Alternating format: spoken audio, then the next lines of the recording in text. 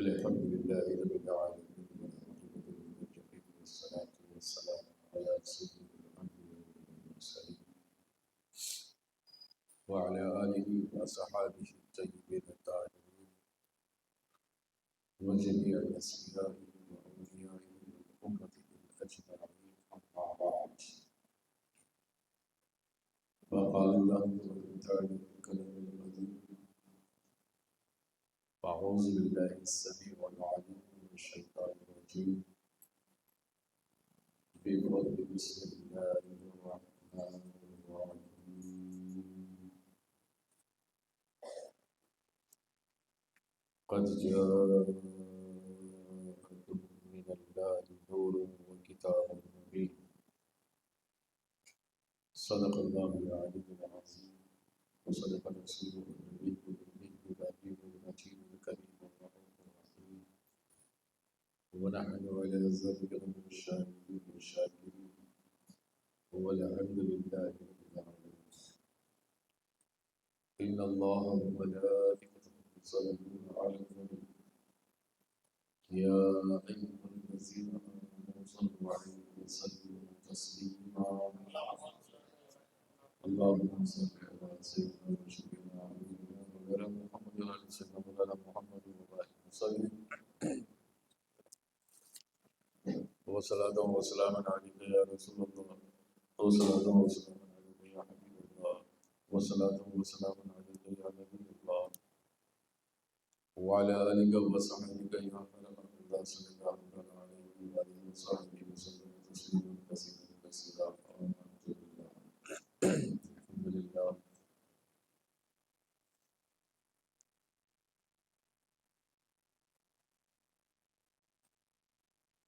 انوار خلقت جس میں سب سے پہلے تخلیق رب کائنات نے فرمائی وہ ہمارے تمہارے نبی محمد صلی اللہ علیہ وسلم پر نور اپنا تھا. جیسے حدیث شریف میں آتا ہے کہ صحابہ اکرام رضی اللہ تعالیٰ عنہ مجمعین پوچھا کہ یا رسول اللہ صلی اللہ علیہ وسلم اللہ تبارک و تعالیٰ نے سب سے پہلے کس چیز کو بنایا، کس کو پیدا کیا؟ تو میرے نبی عالم صلی اللہ علیہ وسلم فرماتے ہیں اللہ تبارک و تعالیٰ جو پیدا کیا اول ما خلق اللہ نوری، جو سب سے پہلے جو بنایا وہ میرا نور تھا. یہ حدیث سب سے پہلے جو پیدا کیا اللہ نے وہ کیا تھا؟ نور مصطفیٰ صلی اللہ علیہ وسلم. اور پھر آگے فرماتے ہیں جو ہر شخص جو بنایا وہ میرے نور سے بنایا. یعنی مطلب میرے نور کو اللہ نے اپنے نور سے بنایا اور ساری خلقت کو اللہ نے میرے نور سے بنایا. تو مطلب ہمارا بھی نور خدا ہے اور جو ساری خلقت ہے، ساری کائنات ہے، سارا عالم اللہ، یہ سارے کے سارے ہمارے تمہارے نبی محمد صلی اللہ علیہ وسلم کی نور سے وجود میں آئی. اب وہ کیسے وجود میں آئی، وہ کیسا نور سے پیدا کیا؟ اس معاملے میں اگر کہا جائے تو اللہ تبارک و تعالیٰ نے نور مصطفیٰ سے جو بنایا یہ سب سے پہلے تخلیق وہاں کی جہاں نہ ہمارا علم و ادراک پہنچتا ہے، نہ وہ ہماری سمجھ میں آ سکتا ہے، نہ ہم وہاں جا سکتے ہیں، نہ اس کو دے سکتے ہیں. کیونکہ حدیث شریف میں آتا ہے جب اللہ تبارک و تعالیٰ سب سے پہلے نبی عالم صلی اللہ علیہ وسلم کے نور کو پیدا کیا، جیسے کہ کل میں نے آپ لوگوں کے سامنے سنایا تھا انی انا اللہ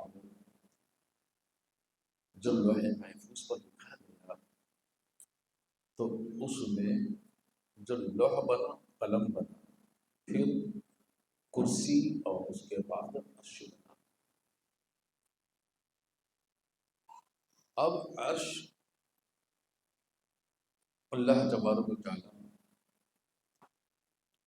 اس کو پھر رکھنے کے لیے پھر تخلیق کی پانی کی، پانی کو رکھنے کے لیے تخلیق کی ہوا کی۔ تو اس طرح ایک کے بعد دوسرے اللہ تبارک و تعالیٰ تخلیق کرتا گیا، لیکن سب تخلیق حصہ نور سے لیتا گیا، وہ نور تھا مصطفیٰ۔ یہاں تک تو ہم جان گئے کہ ساری تخلیق نور مصطفیٰ سے ہوئی۔ تو اب میں اس بات تک جاؤں جو نور مصطفیٰ صلی اللہ تعالیٰ علیہ وسلم کو جب اللہ تبارک و تعالیٰ نے بنایا،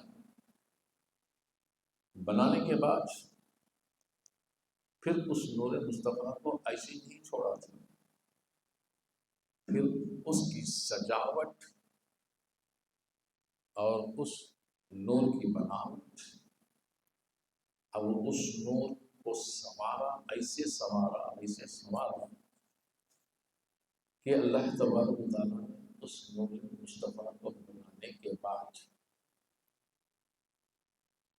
حدیث شریف میں آتا ہے سب سے پہلے حالت سجدے میں رکھا۔ کس میں رکھا؟ حالت سجدے میں، قاعدے میں، قیام میں، رکوع میں۔ اور یہاں تک قول ملتا ہے کہ کئی ہزار سال گزر،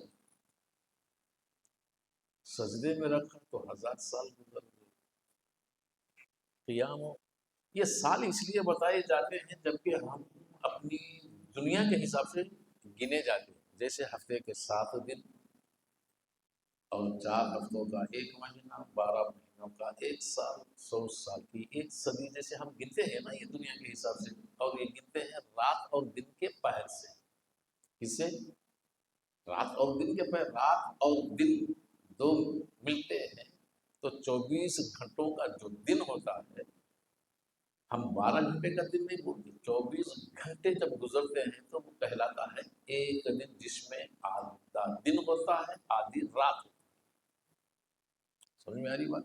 آدھا دن ہوتا ہے اور آدھی رات ہوتی ہے۔ 12 گھنٹے کا جب دن ہو تو 12 گھنٹے کی رات ہوتی ہے۔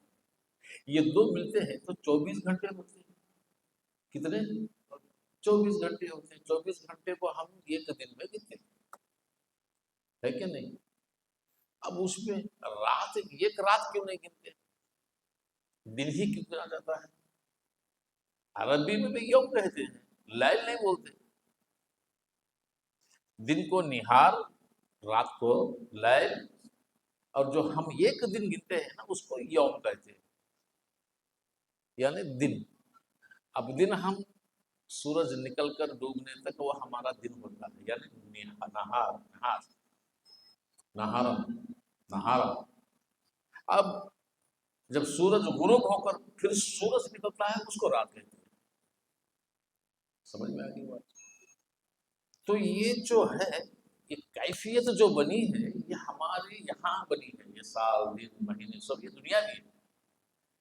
جب سال ہی نہیں بنا، صدی نہیں بنی، مہینہ نہیں بنا، دن نہیں بنا، گھنٹہ نہیں بنا، ہفتہ نہیں بنا، لہجہ نہیں بنا، لمحہ نہیں بنا، کچھ بنا ہی نہیں، تو ہم یہاں جو حدیثوں میں کے ساتھ جو ملتا ہے یہ ہمارے سمجھانے کے لیے سال گنے جاتے ہیں۔ تو سمجھنا یہ ہے، جتنی مدت سال کی ہوتی ہے، جتنی مدت صدی کی ہوتی ہے، جتنی مدت 1000 سال یعنی 10 صدیوں کی ہوتی ہے، سمجھو کہ اتنی مدت ہمارا نبی حالت سجدے میں تھا۔ ہم یہاں کے وقت، یہاں کی مطلب یعنی سال، دن، مہینوں کے حساب سے یہ بات بتائی جاتی ہے، ہمارے نبی نے ایسا ہی کیا، کیونکہ جب کہ وہاں سال بھی نہیں تھا، دن بھی نہیں تھا، نہ دن تھا نہ رات، نہ گھنٹہ نہ لہجہ نہ لمحہ، کچھ بھی نہیں تھا نا وہاں پہ۔ یہ تو یہاں آ کر بنا ہے۔ تو یہ حالت سجدے میں تھا، قیام میں تھا، رکوع میں تھا. پھر اللہ تبارک و تعالیٰ اس نور مصطفیٰ کو، پھر اللہ تبارک و تعالیٰ نے ایک قندیل نورانی، ایک قندیل نورانی میں رکھا. اب یہ اس کی حکمت الہی ہے، یہ قندیل نورانی کیا تھی، کیوں رکھا، کیا ہے، یہ اس کے علم میں ہو، خدا اس کا رسول بہتر جانے پر رکھا. پھر وہاں سے جب نکلا تو پھر اللہ تبارک و تعالیٰ ایک درخت کو پیدا کیا جس کا نام تھا یقین کا درخت. یقین. اب اس یقین سے ہی تعلق ایمان کا ہوتا ہے، کیونکہ یقین کامل کا نام ہے ایمان. اب ایمان ہمیں کہاں سے ملا ہے؟ تو ایمان وہیں سے ملا ہے جہاں جس یقین درخت پر نور مصطفیٰ جلوہ گر تھا. خدا نہیں، کون؟ خدا نے، نور مصطفیٰ. اب اس یقین کے درخت کی جو 12 ڈالیاں تھیں، اس کی ایک ڈالی پر ایک طاؤس بیٹھا تھا. طاؤس کا معنی ہے مور. نہیں، مور سمجھتے ہیں؟ مور. اب وہاں بیٹھا ہے مور. اب یہ بھی سمجھنے والی بات ہے، ابھی کوئی شے پیدا ہی نہیں ہوئی ہے لیکن درخت یقین پر مور بن گیا. جنت،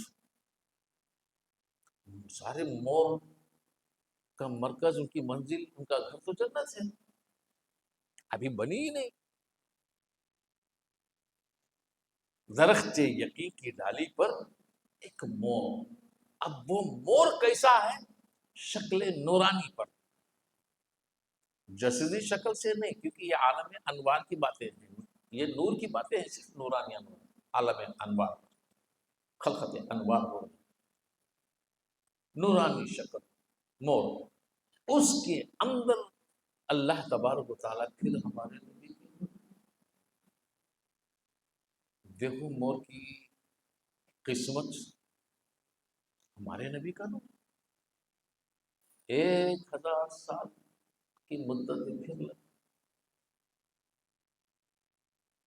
اب پھر اللہ تبارک و تعالیٰ اس نور مصطفیٰ کو اس طاؤس سے نکالا اور پھر 10 سمندروں میں ہوتے دیا. سمندر بولے تو پانی کا سمندر نہیں ہے، یہ بھی عالم انوار کے سمندر کہتے ہیں. اب جیسے بولتے ہیں نا علم کا سمندر، کیفیت کا سمندر، حال کا سمندر. یہ مثال اس لیے دی جاتی ہے کہ سمندر گہرا بھی ہوتا ہے، بڑا بھی ہوتا ہے، ولولے بھی آتے ہیں، موجے بھی آتے ہیں، بھور بھی آتے ہیں، طوفان بھی آتی ہے. اور یہ ہوا کے جو جھونک کے دنیا میں ہم کو چلتے ہیں نا، یہ سمندروں کی موجوں سے آتے ہیں. سمندر میں اگر موج نہیں آئی تو ہوا زمین پر نہیں چلے گی. کہ بادلوں کا امٹ آنا یا بارش کا برسنا، یہ ساری کیفیتیں جو ہوتی ہیں کہ سمندروں کی، اسی لیے یہ مثال سمندروں کی دی جاتی ہے.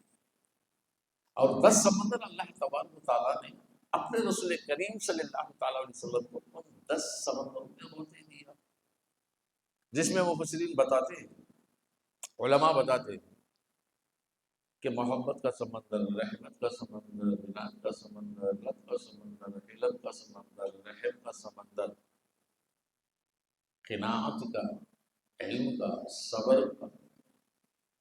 یہ جتنے ہمارے نبی صلی اللہ تعالیٰ علیہ وسلم کی خاصیت وجودیت میں پائے گئے ہیں نا، یہ سارے کے سارے اللہ تبارک و تعالیٰ نے نبی کو ہمارے دنیا میں بھیجنے سے پہلے ہی وہاں سنوار دیا، وہاں عطا کر دیا. یہ عطا کر دیا، وہاں پر سب کچھ ہو گیا. پھر سمندروں سے نکالا اور نکالنے کے بعد پھر بارگاہ خاص میں بلایا. کہاں بلایا؟ اپنی بارگاہ، اپنی بارگاہ میں بلایا. جب اپنی بارگاہ خاص میں بلایا، جب ہمارے نبی صلی اللہ تعالیٰ علیہ وسلم کا نور، نور مصطفیٰ جب خلوت میں اندر پہلا قدم رکھا، جلوہ نور خدا. بس سمجھ میں آ گئی؟ جلوہ نور خدا. جب جلوہ نور خدا کا دیدار نور مصطفیٰ نے کر لیا، نور مصطفیٰ نے کر لیا، تو سب سے پہلا لفظ نور مصطفیٰ کی زبان نورانیت سے جو نکلا، السلام علیکم۔ اب سلام ہم کو کہاں سے ملا؟ ہم تم نہیں بنے، اس وقت سے وہاں سے ملا یہ سلامتی کی۔ السلام علیکم، آپ پر سلامتی ہو یا تم پر سلامتی ہو یا تجھ پر سلامتی ہو، کس کی ہو گئی؟ ساری سلامتوں کا مرکز تو وہی ہے، سب کو سلامت رکھنے والا وہی ہے، سلامت والا ہی وہی ہے، لیکن پھر بھی تجھ پر سلامتی یعنی السلام۔ تو اس کے جواب میں نور مصطفیٰ کے آگے جو سب سے پہلا لفظ نور زبان خدا سے نکلا، وعلیکم السلام، بڑی عجیب کیفیت ہوگی نا؟ نہیں، اور بعض مفسرین یہ بھی فرماتے ہیں جب نبی نے سلام کیا السلام علیکم ورحمۃ اللہ، جب جواب خدا نے دیا وعلیکم السلام ورحمۃ اللہ وبرکاتہ، ان الفاظوں کو بھی ایک رحمت کے ہیں تو دوسری برکت کے ہیں۔ اللہ نے نبی کو رحمت دیا تو نبی نے برکت کی دعا فرمائی، تو سلام و پیام جو ہوا وہاں پہ، اس لیے حدیثوں میں آتا ہے کہ سلام کرنا سنت مصطفیٰ اور جواب دینا سنت الہی، جو جواب دیتے ہیں وہ سنت الہی۔ یہی ایمان کا، اسلام کا سب سے پہلا درس ہے کہ درخت یقین پر نور مصطفیٰ یا یقین کامل جس کو کہتے ہیں، جو ایمان ہے اس درخت یقین پر نور مصطفیٰ ہے۔ تو مطلب یقین کامل کا نام جو ایمان ہے وہ ایمان نور مصطفیٰ ہے،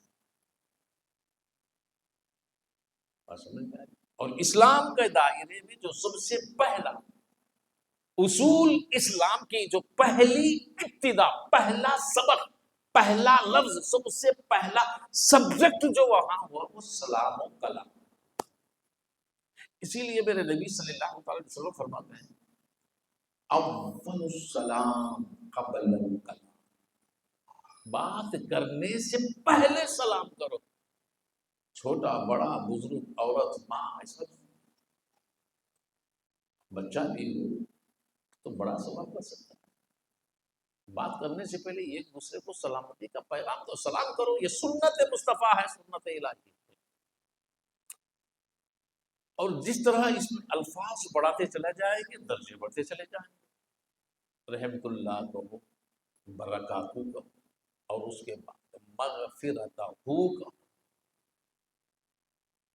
اللہ تم پر رحمت فرمائے، تمہیں تمہاری عمر میں برکت عطا فرمائے اور تمہاری مغفرت فرمائے۔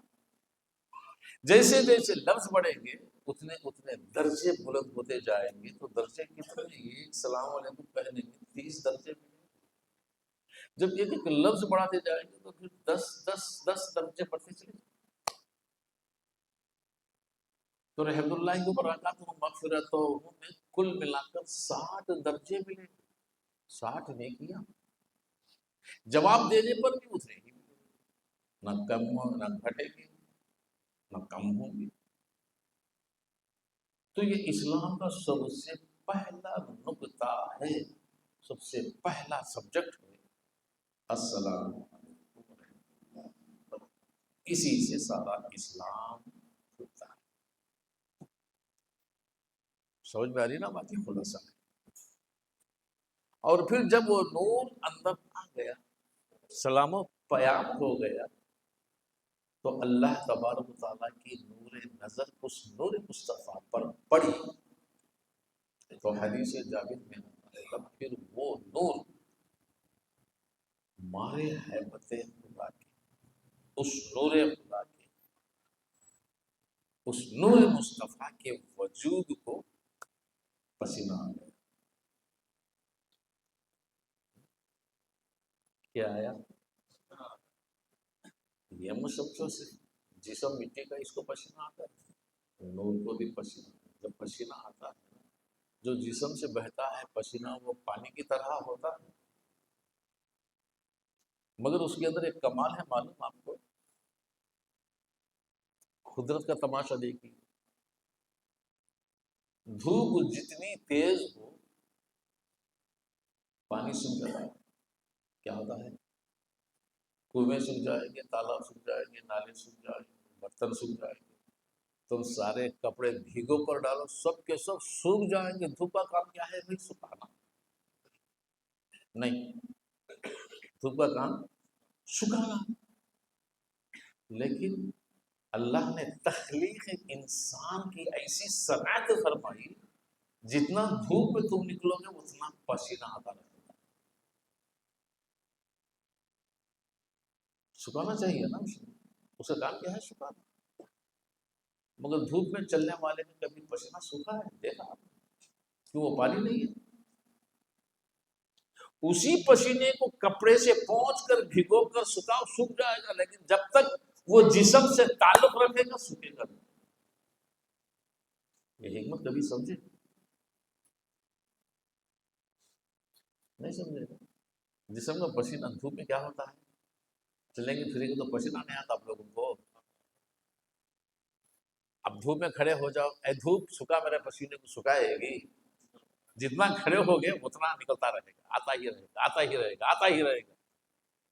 تالاب کے تالاب سکھا دیتا ہے، کنویں سکھا دیتا ہے، مگر جسم کے پسینے کو؟ یہ حکمت ہے خدا کی۔ کیوں؟ اگر جسم کا پسینہ سوکھ گیا نا تو وہ جسم جسم نہیں رہتا، بیماریوں کا مرکز بن جاتا ہے۔ کبھی سوچا جس جسم سے پسینہ نہیں نکلتا وہ بیماریوں کا گھر ہوتا ہے۔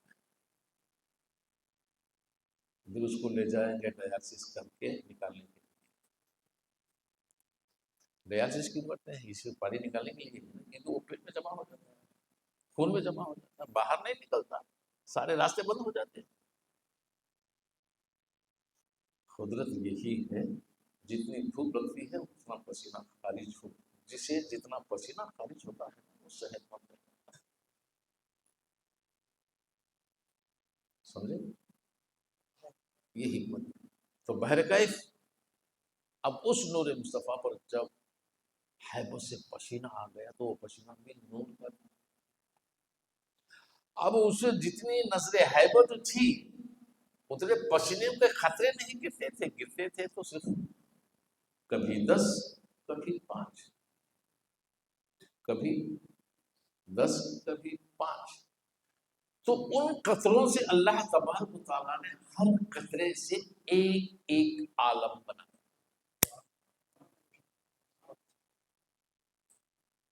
عرش بنا، کرسی بنی، لوح بنا، قلم بنا، جنت بنی، جہنم بھی بنی کہ نہیں بنی؟ جب بنی ہے تو یہی تو حصہ ہے۔ آسمانے بنے، زمینیں بنے، پہاڑ بنے، دریا بنے، سمندر بنے،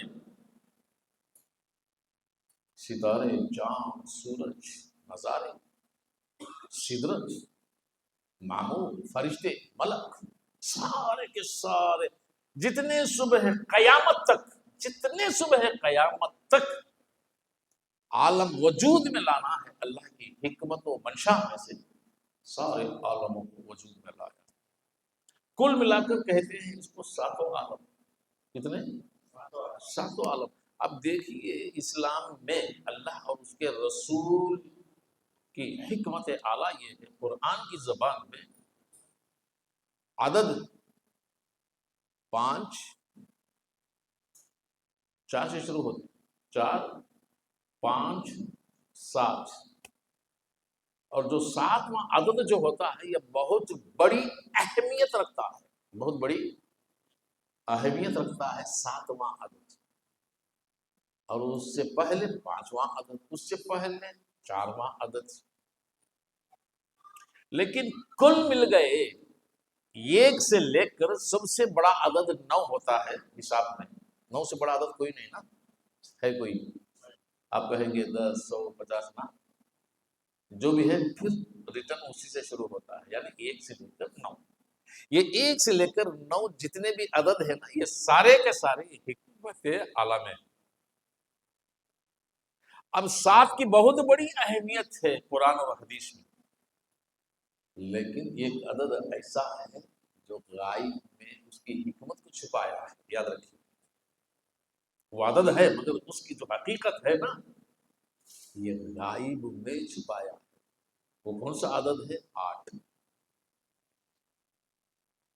8ویں عدد کی جو حقیقت ہے یہ غائبانہ. کیا ہے یہ؟ غائبانہ. لیکن 1 سے لے کر 2 3 4 5 6 7 7 تک جتنی بھی صنعتیں، جتنی بھی حکمتیں ہیں، یہ سب کے سب جا کر 8ویں میں کھل جاتی ہیں. کس میں کھلتی ہیں؟ عدد 8. اب 8 کو تو ہم لیتے نہیں زیادہ، 8 کو تو ہم زیادہ نہیں لیتے، لیکن سب سے بڑی حقیقت جو غائبانہ چھپی ہے، راز جو سب سے بڑا راز چھپا ہے، یہ 8 اس میں ہے. 8 میں، مگر 8 کی حقیقت کو نہیں جانتے. 7 تک جاتے ہیں، جیسے پیدا کیا اللہ نے 7 آسمان، 7 زمینیں، 7 ساتیں، 7 دن، 7 دروازے جہنم کے، 7 دروازے جنت کے، 7 سمندر. بس انہی کی حقیقت کو ہم جانتے ہیں. اب 4 کی بات لے لیں گے، 4 فرشتے، 4 کتابیں ہے نا، بس یہی بات ہم جانتے ہیں. لیکن جو 8 کی جو حقیقت چھپی ہے غیبانہ، اس کو ہم نہیں سمجھ لیں. تو انشاءاللہ وقت ملے کبھی عدد 2 پر بات ہوگی.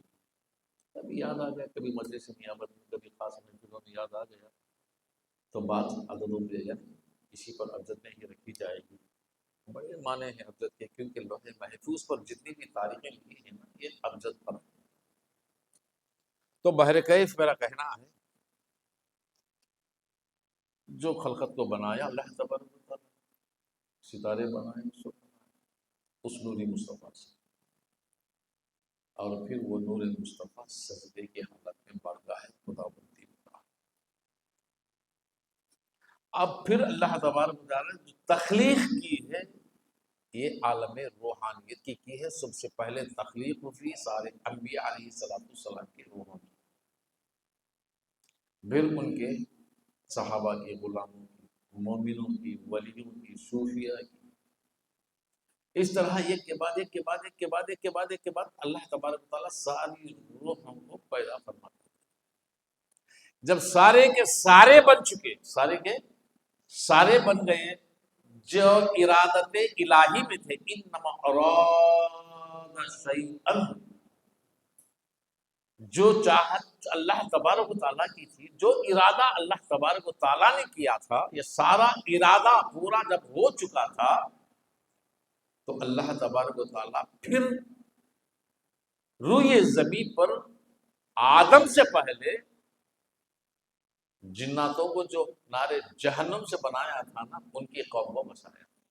یہ ٹرائل تھا یا حکمت تھی، یا وہ چاہتا تھا کہ دیکھیں کہ روئے زمین پر گئے جائیں گے تو کیا کیا معاملے کریں گے، کیا کیا ہوگا. شاید ہو سکتا ہے پہلے قوم جو زمین پر آئی وہ جناتوں کی تھی، اور اسی جناتوں میں تھا بڑا جن عزازل. کون تھا؟ عزازل. بہت بڑا متقی تھا، 7 آسمانوں پر گزر تھا اس کا، ایک ایک آسمان پر اس کا ایک ایک نام تھا. نقی بھی اسی کا نام ہے، عابد بھی اسی کا نام ہے، زاہد بھی اسی کا نام ہے، عزازیل بھی اسی کا. یہ 7 آسمانوں کا نام نہیں، 7ویں آسمان. بہت بڑا متقی، بہت بڑا پرہیزگار، بہت بڑا علم والا تھا. دیا تو خدا ہی نے تھا، اور وہ اتنا پرہیزگار، اتنا بڑا علم رکھنے والا تھا کہ فرشتے آرزو کرنے لگے کہ اے اللہ، جب پہلی آسمان پر تقی بن کر آیا تو یہ کہ آسمان والے آرزو کرتے تھے، دعا کرتے تھے ہمارے جماعت میں بھیج تاکہ ہم بھی اس سے سیکھیں۔ اس طرح وہ پہلی، دوسری، تیسری، چوتھی، پانچویں، چھٹویں، ساتویں آسمانوں پر جاتا جاتا جنت میں چلا گیا۔ سارے فرشتے اس کے شاگرد، اب یہ سب فرشتوں کا استاد، معلم الملائکہ پڑھاتا تھا۔ اب جنت تو جنت، جنت تو جنت ہے، اور جھولا جنت میں لگا ہے، فرشتے جھلا رہے ہیں، کتنا عیش و آرام ہوگا۔ اب میں یہاں ایک چھوٹا سا نقطہ رکھوں گا آپ لوگوں میں۔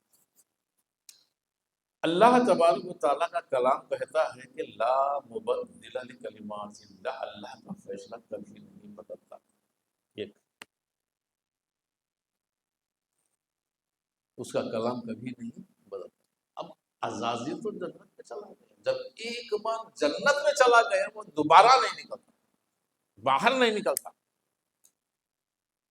ایک بار جنتی بن کر جنت میں گیا تو دوبارہ کیسے آئے گا باہر؟ بھائی اس لیے کہہ رہا ہوں کہیں یہ اس مغالطے میں ہم پڑھ کر یہ گمانہ کر رہے ہیں کہ جنت میں چلا گیا، جیسے حضرت ادریس علیہ السلام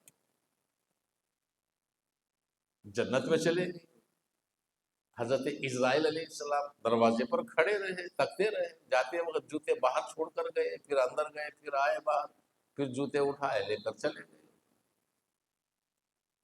ادریس تم کیا کر رہے ہو، ابھی تک آئے کیوں نہیں؟ جا پوچھو خدا سے، جو ایک بار جنت میں چلا جاتا ہے کیا دوبارہ واپس آئے گا؟ بارگاہ خداوندی سے آواز ہے، ہاں اسرائیل، میں نے اس کی قسمت میں یہی لکھا تھا، جو گیا سو گیا۔ سمجھ میں آ رہی نا؟ اگر اس دلیل پر بات کریں گے، عزازیل جو ہے جنت میں سردار الملائکہ بن کر سبق دے رہا ہے، جھولے میں بٹھا کر فرشتے جھلا رہے ہیں، اس کی تقوی کیا ہوگی، اس کا علم کیا ہوگا، اس کا عمل کیا ہوگا، اس کی عبادت، اس کا زہد کیا ہوگا؟ سمجھ میں آ رہی ہے آپ کو؟ اور جھولا بھی ایسا کہ مشرق سے ایسا جھلائیں تو مغرب تک، ایسا جھلائیں تو مشرق تک۔ سمجھ میں آ رہی؟ اور جھولا جب دونوں طرف چلتا، کبھی ایسا جاتا تو 70,000 فرشتوں کو سبق دیتا، ایسا جاتا تو 70,000 فرشتوں کو سبق دیتا، جھوتے جھوتے۔ اب فرشتوں کو تو معلوم یہ ہوا فرشتے کس مدرسے میں پڑھے، پڑھانے والا کون؟ فرشتوں کون؟ عزازیل۔ فرشتوں کا استاد عزازیل، فرشتوں کو پڑھانے والا عزازیل، فرشتوں کا مرشد عزازیل نہیں۔ اب سارے فرشتے 10 کس کے پاس لیے؟ عزازیل کے پاس۔ ابھی وہ ابلیس نہیں بنا تھا، اس کا نام عزازیل تھا۔ سارے فرشتے اسی کے پاس درس لیے، اسی سے علم سیکھا۔ اب علم سیکھا ہے تو ہم تم تو نہیں تھے نا، اس وقت کا علم ہوگا نا، نہیں ہوگا؟ سیکھے، اور ایسا عزازیل جنت میں۔ اب ارادہ ہوا، جب بھیجا نا جناتوں کی قوم زیروی زمین پر، تو اس کا سارا بیان سورۃ بقرہ میں آیا۔ اب سورہ بقرہ میں کئی آیتیں نازل ہوئی ہیں اس کے بارے میں، جب روئے زمین پر اللہ نے ارادہ کیا ہے اب جسد آدم کو بنانا۔ آدم نام نہیں تھا، آدم کا نام آدم، آدم کا نام آدم نہیں تھا۔ آدم ایک لفظ ہے، ایک لقب ہے۔ کیا ہے؟ ایک لقب ہے آدم، لیکن مٹی کا جو مجسمہ ہوتا ہے اس کا نام بشر تھا۔ کیا تھا؟ بشر۔ بشر، جب بشر کو بنانے کا ارادہ ہو، اب بشر کے دو معنی ہوتے ہیں. بشر انسان کو کہتے ہیں، آدمی کو کس کو کہتے ہیں؟ ہاں. اور بشر بشارت کو کہتے ہیں، خوشخبری کو کہتے ہیں. تو مطلب بشر خوشخبری والا ہے، خوشخبری دینے والا ہے. اور وہ انسان ہے جس کی بشریت میں ساری کائنات کا علم، ارادہ ہو. اب جناتوں کی جو قوم تھی، اللہ تبارک و تعالیٰ نے ان جناتوں کی قوم کو خون ریزیاں، قتل غارت گیریاں جو کرتی تھی، اللہ نے اپنے فرشتوں کے ذریعے ختم کر دیا. ایک دو جزیروں میں، وادیوں میں جہاں جہاں جا کر چھپے، اس کے حکمت کے ساتھ بچ گئے. کم کے سب ساری روئے زمین پاک کر دیا جناتوں سے. اب اسی زمین پر پڑے گئے اللہ نے ٹرائل، کیونکہ زمین کا جو خطہ ہے نا، یہ برابر نہیں ہے. یاد رکھیے، یہ جو زمین کا خطہ ہوتا ہے نا، یہ زمین، یہاں بھی زمین، وہاں بھی زمین، وہاں بھی زمین، وہاں بھی زمین، یہ برابر نہیں ہے. ہر خطہ الگ الگ تاثیر رکھتا ہے. یہ زمین کا خطہ، سرکار کائنات صلی اللہ تعالی وسلم یہی فرماتے، حدیث شریف میں آتا ہے، جو زمین کا خطہ ہوتا ہے نا، کہیں تم کسی زمین کے حصے پر کھڑو تو اختلاف پیدا ہوتا ہے، ہول، ڈر، خوف. یہ کہ زمین کے حصے پر کھڑو تو سکون، ٹھنڈک پیدا ہوتی ہے. یہ خطے کی تاثیر ہوتی ہے، زمین کی تاثیر، مٹی کی تاثیر ہوتی ہے. ہر مٹی ایک ہی تاثیر نہیں رکھتی، ہر جگہ کی مٹی اپنی اپنی تاثیر و قوت رکھتی ہے. اب دیکھیے، فصل، اناج، پھل، پھول، جس موسم میں جس زمین کی تاثیر پر جہاں جہاں اگنا ہے وہیں پر ہی اگتے ہیں. تو زمین ایک ہی ہے نا. اب میں یہاں چاول اگاتا ہوں، جاؤ سعودیہ میں اگاؤ، وہاں بھی زمین ہے، اگتے ہیں. وہاں زیتون اگتے ہیں، میں یہیں میرے کھیت میں زیتون کی درخت لگاؤں گا، اگتے ہیں. تاثیر ہوتی ہے. ایک جگہ کی زمین کہیں پانی دیتی ہے اور کہیں پیٹرول تیل دیتی ہے، نہیں دیتی. کہیں سونے چاندی کے کھان ہیں، کہیں کوئلے کے کھان ہیں، کہیں نگینے، فیروز، یاقوت، امروت، جو نگینے ہوتے ہیں اس کی کھانے ہیں. ایک جگہ پر ان کی تاثیر. اور اسی طرح انسان کا جو جسم ہے، جو بنا ہے، بناوٹی، یہ بھی مٹی سے بنا ہے، لیکن مٹی ایک جگہ سے نہیں لی گئی تھی، مختلف جگہوں سے سمیٹا تھا، مختلف جگہوں سے.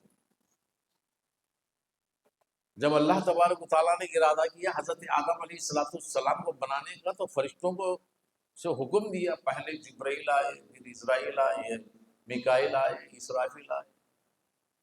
لیکن زمین نے منع کر دیا تھا مٹی دینے سے، مگر اسرائیل آئے تو زمین نے منع کر دیا. تو روایتوں میں آتا ہے حضرت اسرائیل علیہ السلام نے، میں تیری نہیں سنوں گا، مجھے خدا نے حکم دیا ہے، میں زبردستی لے جاؤں گا. تو اس وقت حضرت اسرائیل نے مختلف جگہوں سے خاک کو سمیٹا، ایک جگہ سے خاک نہیں لی. اگر ایک ہی جگہ سے خاک لی ہوتی تو سب کالے تو ہوتے، یا تو گورے تو ہوتے، یا تو موٹے ہوتے یا دبلے ہوتے، یا تو چھوٹے قد والے ہوتے یا تو لمبے قد والے ہوتے. نہیں، مختلف جگہوں سے لیا. تو مختلف جگہوں کی مٹی خمیرہ بنایا، آٹا گوندا گیا، تو اس میں مختلف جگہ کی مٹی کی مختلف تاثرات اس میں پائی گئی. اب جاپان والے جاپانی جس طرح دکھتے ہیں، چائنا چائنیز جس طرح دکھتے ہیں، انڈین جس طرح دکھتے ہیں، ایرانی جس طرح دکھتے ہیں، عرب جس طرح دکھتے ہیں، ہر ایک مختلف رنگ اور روپ کے بنتے ہیں. اگر وہاں کے لوگوں کو دیکھو تو لوگوں کو دیکھنے کے ساتھ ان کا ملک پہچان لیتے ہیں، یہ فلانے ملک والا ہے، یہ کورین ہے، یہ اٹالین ہے. ہے نا، یہ جاپانیز ہے، یہ امریکن ہے، یہ برٹش والا ہے، یہ کینیڈین ہے، بات سمجھ میں آ رہی ہے؟ یہ مختلف رنگ و رنگ، مختلف تاثیر، مختلف عقلیں، یہ مٹی مختلف جگہوں سے جب سمیٹی گئی ہے مختلف رنگ بنائے خدا نے، سارے رنگ کو ایک ہی رنگ میں گوند ڈالا۔ جب سارے رنگ کو ایک ہی رنگ میں گوند ڈالا، بڑا حسین خوبصورت مجسمہ بن گیا حضرت آدم۔ جب بڑا خوبصورت حسین حضرت آدم علیہ السلام کا مجسمہ بن گیا، بننے کے بعد پھر اللہ تبارک و تعالیٰ نے اپنی روح جب پہلے بنایا تھا نا، پھر وہاں سے حضرت آدم علیہ السلام میں تالو کے ذریعے سر سے اتری۔ کہاں اتری؟ سر سے۔ اب پیدا ہونے والے بچوں کی تالو دبتی مان لیتی دیکھتے تھے آپ، کیونکہ روح جو ہے اس کے جسم میں آنے کا راستہ تالو ہے۔ کیا ہے؟ تالو کے ذریعے روح جسم میں اترتی ہے۔ جب تالو کے، یہ اس بات کو حضرت امام غزالی علیہ رحمہ اس کی نقل کرتے ہیں اپنی کتاب کیمیاء سعادت میں، کہ جب بچہ ماں کے پیٹ کے اندر رہتا ہے تو 4 پیادے یعنی 4 مقام ہوتے ہیں، بناتا ہے اللہ، 4 مقاموں پر 4 فرشتوں کو نازل کرتا ہے۔ یہ کب؟ جب کہ ماں کے پیٹ میں پہلے 40 دن گزرتے ہیں، ایک پیادہ، دوسرے 40 دن گزرتے ہیں دوسرا پیادہ، تیسرے 40 دن گزرتے ہیں تیسرا پیادہ، چوتھے 40 دن گزرتے ہیں تو چوتھا پیادہ مقام۔ ہر پیادے پر فرشتہ ہوتا ہے، ایک عمر لکھتا ہے، ایک رزق لکھتا ہے، بات سمجھ میں آئی، اور ایک رہائش لکھتا ہے، اور ایک اس کے اندر روح ڈالتا ہے۔ یہ تقدیر جو ہے، کتنے دن یہ جیے گا، کب مرے گا، تاریخ ماں کے پیٹ میں بنتی ہے، اور وہ تاریخ وہاں سے آئی تھی لوح محفوظ سے۔ اور کیا کھائے گا، کیا پیے گا، کس گاؤں میں بستی میں بسر کرے گا، کیا کاروبار کرے گا، یہ بھی ماں کے پیٹ میں طے ہوتا ہے۔ بات سمجھ میں آ رہی ہے؟ اور روح جان ماں کے پیٹ میں اترتی ہے، اور پورے جسم میں جب اترنے تک 4 مہینے کا وقت لگتا ہے ماں کے پیٹ میں۔ ان 4 مہینوں کو ہی 4 پہیا دیتے ہیں۔ 4 مہینے کے بعد اس کا مجسمہ تیار ہوتا ہے، اور اس کے اندر جان آتی ہے، روح آتی ہے، اس وقت سے اس کا جسم سنورتا ہے، ماں کے پیٹ میں سنورنے لگتا ہے۔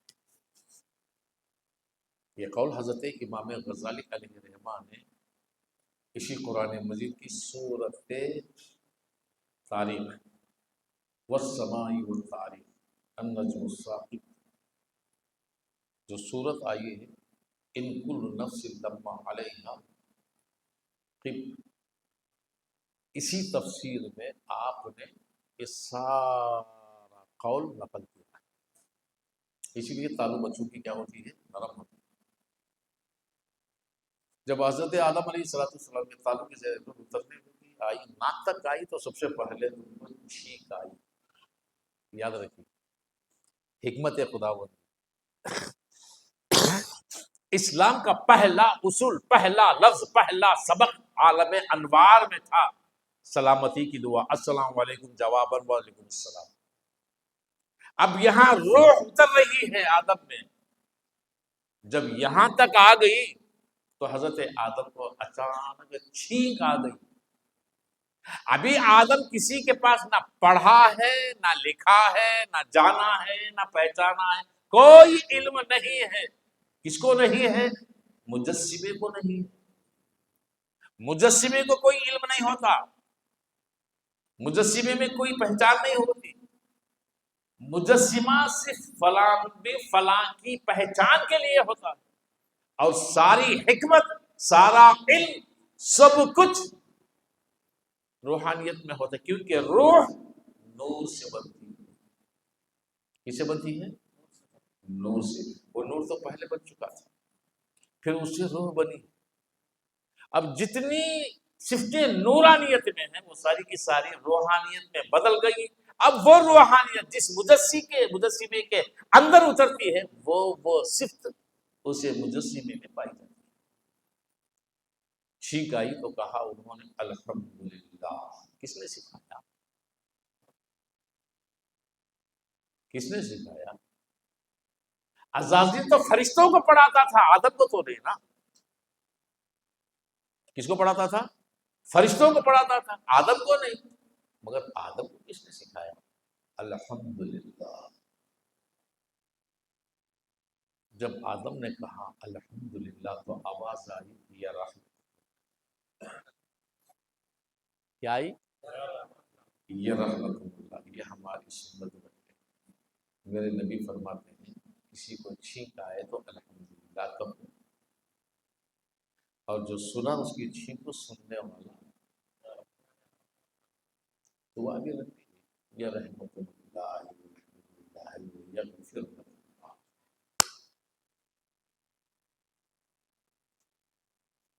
کہ آدم الحمدللہ آواز آئی یا رحمت اللہ، تمام تعریفیں اسی کے لیے، نام نہیں، نام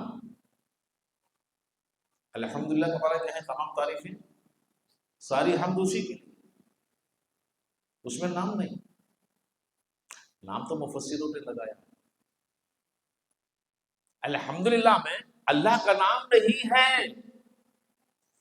سورہ فاتحہ کے اندر کہیں بھی اللہ کا نام نہیں آیا۔ ہاں آیا تو آیا سارے عالموں کا رب۔ رب ایک صفت ہے اللہ کی، اس میں صرف صفت لی گئی ہے، ذات نہیں لی گئی۔ ذات آئی نہیں ہے سورہ فاتحہ میں۔ الحمدللہ رب العالمین، تمام تعریفیں، سارے حمد اسی کے لیے ہیں جو عالموں کا تو ہم نے جانا عالموں کو پیدا کرنے والا ہی عالموں کا رب ہے۔ نہیں، ارے رب کے معنی پالن ہار کے بھی ہوتے ہیں، رب کے معنی ذمہ دار کے بھی ہوتے ہیں، رب کے معنی جو ضمانت دینے والے کے بھی ہوتے ہیں، رب کے معنی بادشاہت کرنے والے کے بھی ہوتے ہیں، سلطنت کرنے والے کے بھی ہوتے ہیں، رب کے معنی حکمران کے ہوتے ہیں۔ یہ قرآن ہی کہتا ہے۔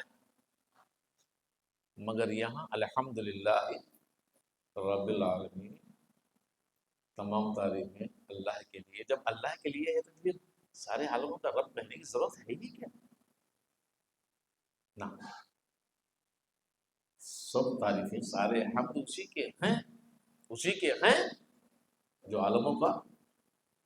اب الحمد جو بنا ہے، حمد کے اصل حقیقت میں یہ حمد ہے۔ کیا ہے یہ؟ حمد ہے۔ حمد کا معنی ہے تعریف۔ حمد کا کیا معنی ہے؟ تعریف۔ لیکن اس حمد جو بنا ہے، وہ حمد کی جو تعریف اگر کرنا ہے تو اس سے پہلے اللہ جاتا ہے۔ الحمدللہ، الحمد، اس سے پہلے کیا ہوتا ہے؟ الحمد۔ حمد کے معنی کیا ہے؟ وہ ہے ہی حمد، مگر اس کو بتانا ہے حمد۔ جب بتانا ہے حمد، تعریف کو بتانا ہے تو لگتا ہے ال لگ گیا تو کیا ہوتا ہے؟ الحمد۔ اب الحمد ہو گیا، یہ 5 حرف ہو گئے۔ کتنے؟ 5 حرف ہو گئے۔ لیکن 5 حرف کی حقیقت یہ کہ الف لام ہا میم دال۔ ہا میم دال تو حمد ہے۔ اب الف لام ہے، ال کا معنی کیا ہے؟ ایک دوسرے سے ملانا۔ کیا ہے ال کا معنی؟ ایک دوسرے سے ملانا۔ یوں سمجھیے ہم 3 یہاں کھڑے ہیں یا 4 یہاں کھڑے ہیں، تو پہلے والا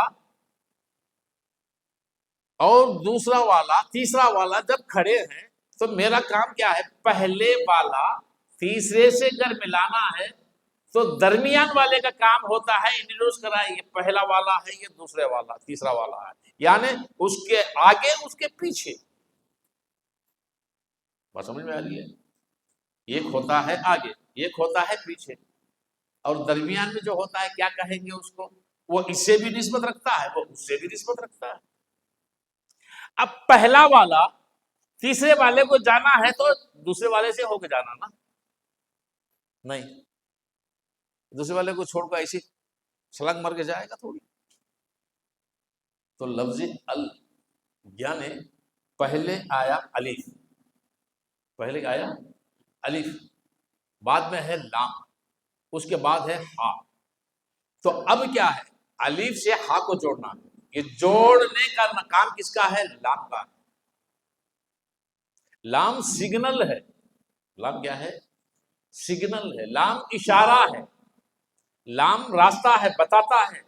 کس کو بتاتا ہے؟ ادھر والے کو ادھر بتاتا ہے. یہ لام کا کام ہے. جب لام نے الف کو بتا دیا، ہا یہاں ہا ہے تو الف ہا سے مل گیا، تو اب لام کی ضرورت نہیں نا، تو لام وہاں سے ہٹ جاتا ہے. جو سگنل دیا، جو بتا دیا، جو اشارہ کر دیا، اشارہ کرنے والا ہٹ گیا اور الف ہا سے جڑ گیا. جب الف ہا سے جڑ گیا تو وہاں 5 حرف کی جگہ 4 ہی بن گئے. پہلے تھا حمد تعریف، اب بنا احمد تعریفوں کی جمع. کیا ہے؟ تعریفوں کی جمع احمد، سارے کل تعریفوں کی جمع. اور وہ کل تعریفوں کی جو جمع ہے، یہ جمع کا نام مصطفیٰ ہے. یہ جمع کا نام کیا ہے؟ مصطفیٰ ہے. کیونکہ یہ نام یہاں کا نہیں ہے، یہ نام وہاں کا ہے. کوئی یہاں فتویٰ نہیں دے سکتا، دے رہا ہے وہاں کوئی فتویٰ نہیں لگتا نا، فتوے سارے تو یہاں لگتے ہیں. یہ احمد جو ہے یہ وہاں کا نام ہے، عالم انوار کا نام ہے، آسمانوں کا نام ہے. جب زمین پر آ گیا تو نام بدل گیا، احمد سے محمد ہوا صلی اللہ علیہ وسلم. کیا ہوا؟ پھر نیم لگ گیا، یعنی مرتبہ درجہ اور بھی اعلیٰ ہو گیا. یہاں ہو وہاں تعریفوں کی جمع عالم انوار میں، یعنی سارے نورانیت، سارے عالم انوار کی جمع. جب زمین پر محمد بن کر آیا، سارے یہاں کی جو کائنات ہے، یہاں کا جو عالم ہے، یعنی 7 زمینوں کا، سمندروں کا، ہواؤں، فلاؤں، ستاروں، شمس و قمر کا جتنا بھی عالم ہے، یہ سب کی جمع، کل تعریفوں کی جمع وہاں کی اور یہاں کی جب مل گئی تو لفظ میم بن گیا. میم سے محمد. بات سمجھ میں آ گئی نا؟ احمد وہاں تھا اور یہاں محمد صلی اللہ علیہ وسلم. یہ تعریفوں کی جمع. تعریفوں کی جمع کا معنی ہر کلی کلی، بوٹا بوٹا، ہر فرقہ، ہر ستارہ، ہر نظارہ تعریف کرتا ہے. کس کی؟ اب لوگوں نے سنے ہوگی کئی حدیثیں، مچھلیاں بھی درود پڑتی ہیں مصطفیٰ پر، کلیاں بھی درود پڑتی ہیں مصطفیٰ پر. ہر درند و پرند و چرند و گزند، ہر آلہ و سب کے سب درود پڑھتے ہیں اس پر، مصطفیٰ پر. مگر کبھی سوچا کہ درود پڑھنے کا طریقہ کیسے ہوتا ہے؟ سب سے پہلے شروع ہوتا اللہم.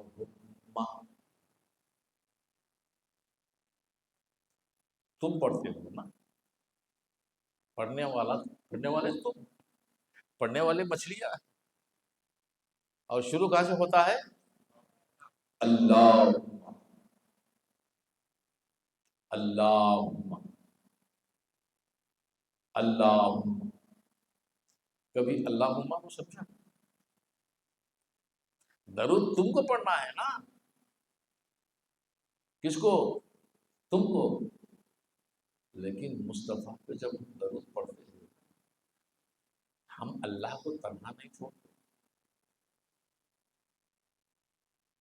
اللہ کو تنہا نہیں چھوڑتے، اللہ کو ساتھ لے کر مصطفیٰ پہ درود پڑھتے. اللہم صلی علی سیدنا مولانا محمد وعلی آل سیدنا مولانا۔ ساتھ کس کو لیا؟ کس کو لیا؟ اللہ کو۔ کس کو لیا؟ کیوں؟ درود جب مصطفیٰ پہ بھیجنا ہے، پڑھنا ہے، تو ہم کس کو ساتھ لیا؟ مولانا کو نہیں، اللہ کو ساتھ۔ تو درود ایک ایسی عبادت ہے کہ بغیر خدا کے مصطفیٰ تک رسائی نہیں ہے۔ اللہ، اللہم، اللہ، اے اللہ ان پر، اللہ ان پر، اللہ ان پر، اللہ ان پر، اللہ ان پر، اللہ ان پر بھیج۔ بھیجنے والا میں، پڑھنے والا میں، لیکن میں کسے حکم دے رہا ہوں؟ خدا کو۔ اے اللہ درود بھیج مصطفیٰ پر، محمد پر، آل محمد پر، بھیج بھیج بھیج بھیج۔ پڑھنے والا میں، اور حکم کس کو دے رہا ہوں؟ بات سمجھ میں آئی؟ تو یہ جو مسئلہ ہے نا احمد و محمد کا جو دائرہ ہے، جو معمہ ہے، بہت گہرا۔ اگر اس کے معنی کر دیں گے، تعریف اسی کی ہے جو عالم کا رب ہے۔ تعریف اسی کی ہے جو عالم کا رب ہے۔ اب عالم کا رب کون ہے یہ اللہ نے نہیں بتایا۔ اللہ تو اپنی ذات کا اظہار کیا۔ کیا کیا؟ اپنی ذات کا اظہار کیا، وہ بھی زبان مصطفیٰ سے۔ کس سے؟ زبان مصطفیٰ سے۔ اور میرے نبی اظہار اپنی صفتوں کے تعلق سے اللہ کا اظہار کیا، اور اللہ ذات کا اظہار کیا، اور مصطفیٰ صفت کا۔ اور ذات کہاں گئی؟ اب ہم کلمہ بھی پڑھ لیتے ہیں، لا الہ الا اللہ محمد رسول اللہ صلی اللہ علیہ وسلم۔ نہیں سوائے معبود اللہ کے، معبود اللہ کے، محمد اللہ کے رسول ہیں، محمد اللہ کے رسول ہیں۔ اور یہ جو کلمہ بھی ہوتا ہے نا، لا الہ الا اللہ محمد رسول، اس کے دو پارٹ ہیں، دو حصے۔ ایک حصہ ہے خدا کا، دوسرا حصہ ہے مصطفیٰ کا۔ یہ دو حصے مل گئے تو کلمہ واحد بن گیا، طیب بن گیا، اخلاص بن گیا، اول بن گیا۔ یہ دو حصے ہیں، ایک خدا کا اور ایک مصطفیٰ کا۔ جو حصہ یہ اول ہے وہ مصطفیٰ کا ہے۔ یاد رکھیے، حصہ اول کس کا ہے؟ اول تو خدا ہے نا۔ کون ہے اول؟ خدا ہی ہے نا اول۔ جب اول خدا ہے تو آپ خدا کا ہونا چاہیے نا۔ یہ وہاں کی بات تھی، اب یہ یہاں کی بات ہو رہی ہے۔ یہاں اول کون ہے؟ یہ کلمہ مصطفیٰ کا ہے، لا الہ الا اللہ، یہ مصطفیٰ کا کلمہ ہے۔ محمد رسول اللہ، یہ خدا کا۔ کس کا کلمہ ہے؟